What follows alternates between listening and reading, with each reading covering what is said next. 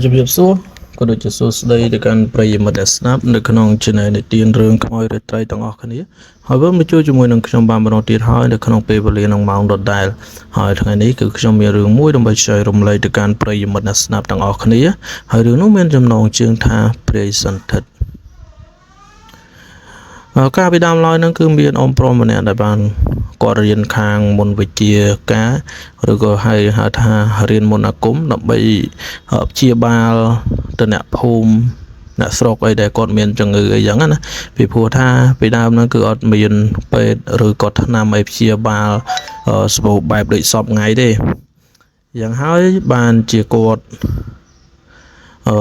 រៀនខាងមុនវិជ្ជាចឹងទៅខាងផ្សំថ្នាំផ្សំអីចឹងទៅហើយនៅពេលថ្ងៃមួយហ្នឹងមិនដឹងថាគាត់បែកកំណត់បែបណាគាត់ទេគាត់បានទៅរៀនខាងមុនវិជ្ជាខ្មៅដែលគេហៅថាវិជ្ជាអាក្រក់អញ្ចឹងណា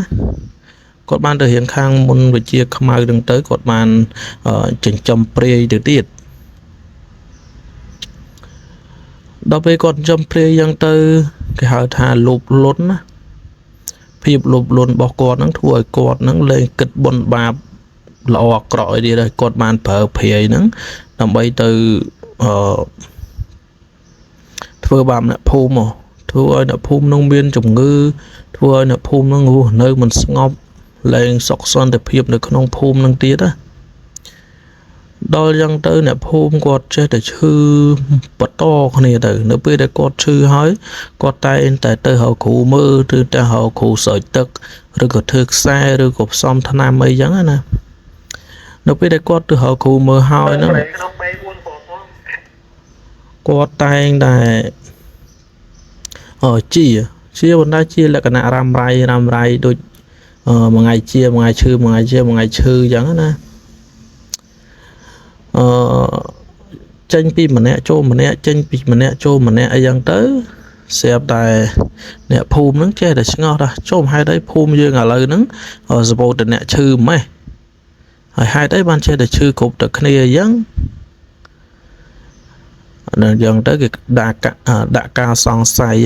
ហើយពីមុនយើងអត់ដែលឈឺអីទេតាំងពីអ៊ំប្រុសដែលគាត់ចេះខាង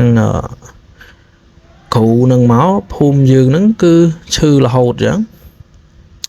ស្រាប់តែថ្ងៃមួយហ្នឹងមានអ៊ំប្រុសម្នាក់ដែលជាអ្នកលក់ថ្នាំបុរាណណាគាត់បានជិះដំរីលក់តាមភូមិតាមស្រុកអីយ៉ាងទៅចាយដនអីក្នុងថ្ងៃហ្នឹងអ៊ំប្រុសម្នាក់ហ្នឹងគាត់បានមកដល់នៅក្នុងភូមិហ្នឹងគាត់ដឹងថាស្ថានភាពនៅក្នុងភូមិហ្នឹងអត់ស្រួលទេយ៉ាងគាត់ធ្វើជិះដំរីលេងមួយទៅបំពេញនាយថ្នាំបុរាណទៅធម្មតាអ្នកដែល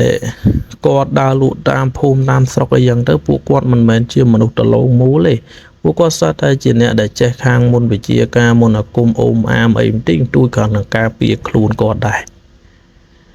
ដល់យ៉ាងទៅគាត់មើលទៅស្ថានភាពនៅក្នុងភូមិនឹងអត់ស្រួលគាត់ក៏បានធ្វើយ៉ាងម៉េចឲ្យបានស្នាក់នៅក្នុងភូមិនឹងមួយយប់ពីព្រោះគាត់ចង់ដឹងដែរតើភូមិនឹងមានរឿងអីកើតឡើងមានស្ថានភាពបែបណាយ៉ាងគាត់ក៏បានផ្សព្វផ្សាយនៅថ្នាំរបស់គាត់ទៅថាផឹកថ្នាំនឹងទៅព្យាបាលបានអីខ្លះមុខជំងឺអ្វីខ្លះគាត់ចេះប្រពាយនាយទៅភូមិឃើញអ្នកភូមិស្រុកអីគាត់ប្រពាយនាយទៅត្រូវនឹងជំងឺគាត់កំពុងតែជួបប្រទះផងនោះក៏លក់ដាច់ទៅនៅខាងគ្រូដែលគាត់រៀនខាងមុនអាគមហ្នឹងក៏គាត់មានការចំណែននេះជាមួយនឹងម៉ដំរីដែលគាត់បានលក់ថ្នាំហ្នឹងគាត់ឲ្យអានេះមកលក់អីកាត់មុខកាត់មាត់អញណាដល់យ៉ាងទៅគាត់ក៏បានខឹងសបាលនៅក្នុងចិត្តថាងហើយជាមួយយប់ហ្នឹងដឹងគ្នាហើយក៏ប៉ុន្តែ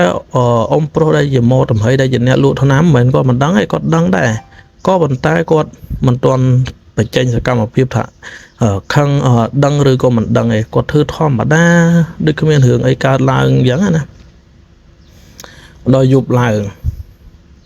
ហ្នឹងអ៊ំប្រុសដែលជារៀនមុនអាគមខ្មៅហ្នឹងក៏បានប្រើព្រាយមកមែនប្រើព្រាយដើម្បីឲ្យមកធ្វើបាបអ៊ំដែលជាម៉ដំរីហ្នឹង ដល់យ៉ាងទៅអ៊ំប្រុសម្នាក់នោះក៏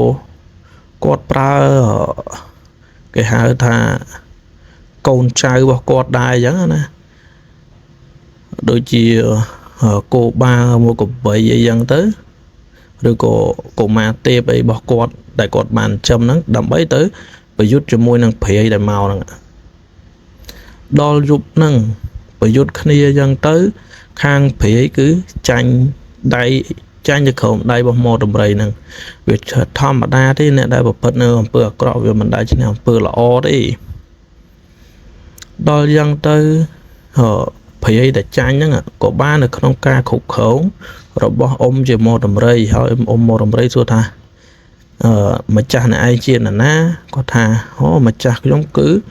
អ៊ំប្រុសម្នាក់ដែលនៅចុងភូមិគាត់ទៅលើបែបហ្នឹងអ្នកទាំងអស់គ្នាអ៊ំប្រុសដែលជាមកដំរីហ្នឹងស្រាប់តែបជាព្រាយហ្នឹងទៅឲ្យទៅធ្វើបាបម្ចាស់ដើមវិញលក្ខណៈថាឡងប្រើមកធ្វើបាបគេបើជាមិនបានធ្វើបាបគេបើជាធ្វើបាបខ្លួនឯងពេលនោះអ៊ំប្រុសម្នាក់នោះត្រូវបានព្រាយធ្វើបាបហើយដល់ចូលសន្ធិដ្ឋនៅក្នុងខ្លួនគាត់ទៅទៀតសេកអន្តេះអន្តេងផ្អើពេញមកភូមិហ្នឹងទៅដល់ពេលព្រឹកឡើងអ៊ំមកដំរីហ្នឹងគាត់ប្រាប់អ្នកភូមិថាជួយទៅមើលគ្រូដែលនៅចុងភូមិហ្នឹងផងយ៉ាងម៉េចយ៉ាងម៉ាហើយអ្នកអស់គ្នាបងប្អូនទាំងអស់គ្នាមិនបាច់ឆ្ងល់ទេថាហេតុអីបានជាអ្នកភូមិហ្នឹងចេះតែឈឺពីព្រោះថាគ្រូហ្នឹងគឺគាត់បានចិញ្ចឹមព្រាយដើម្បីមកធ្វើបាបអ្នកភូមិហ្នឹងឲ្យមានជំងឺលំកាត់ទាំងអស់គ្នាហ្នឹង